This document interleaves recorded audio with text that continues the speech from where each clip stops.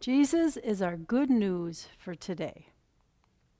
Hi, I'm Robin Matson. Thank you for joining me for today's Good News Reflection. Today is Saturday, May 16th. Today we are reading in Hebrews chapter 8. I invite you to read the entire chapter, but for this reflection, I want to focus on verses 3 through 6. They read, "Every religious leader of the old way of worship had the work of killing animals and of giving gifts on the altar to God. So Christ had to have something to give also. If Christ were on the earth, he would not be a religious leader such as these. The religious leaders on earth gave gifts like the law says. Their work shows us only a picture of the things in heaven. When Moses was putting up the tent to worship in, God told him, 'Be sure to make the tent for worship like I showed you on Mount Sinai.' But Christ has a more perfect work. He is the one who goes between God and man in this new and better way. The new way of worship promises better things." My husband and I are reading through the Bible and have really enjoyed the journey until we got to Leviticus. Now, it feels like we are trudging through, almost like trudging through thick mud. You see, the book of Leviticus is filled with a whole bunch of rules, requirements, and rituals that God expected the children of Israel to obey.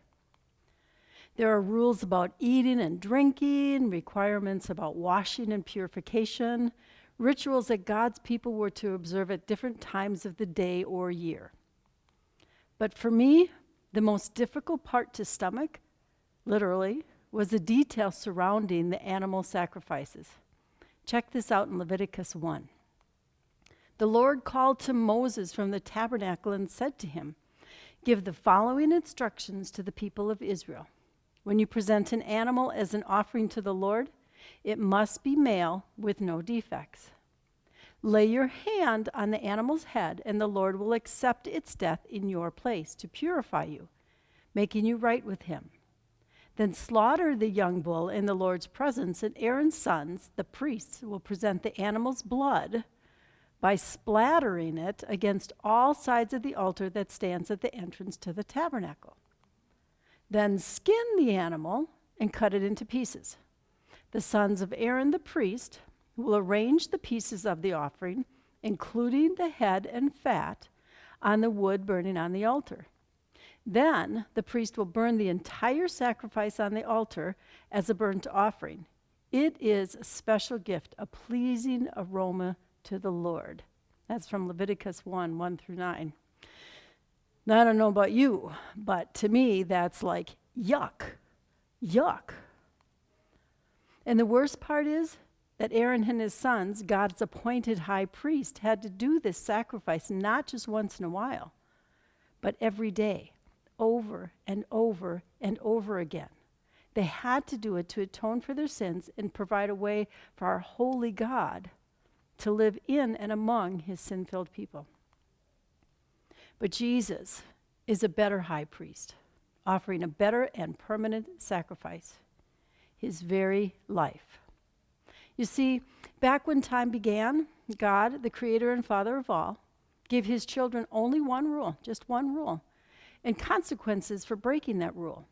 "Don't eat from the tree of the knowledge of good and evil," he said. "If you do, you will die." But instead of listening and obeying, Adam and Eve, the first children, decided their version of right and wrong was better than God's. And the world has been suffering since.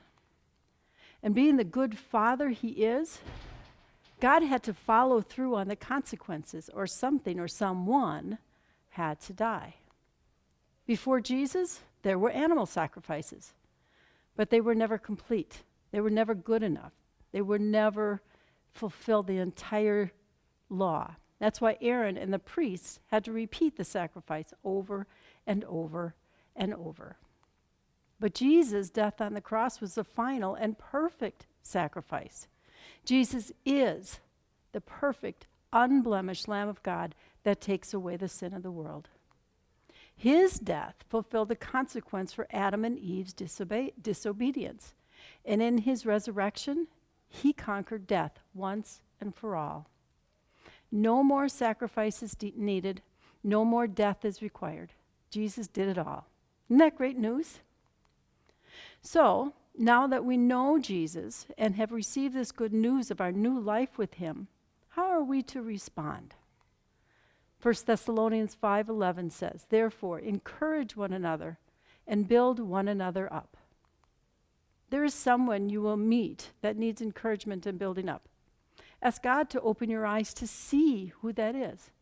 And then ask God to open your mouth to share the good news of Jesus' love and sacrifice for you and for them. Signing off from the lakes.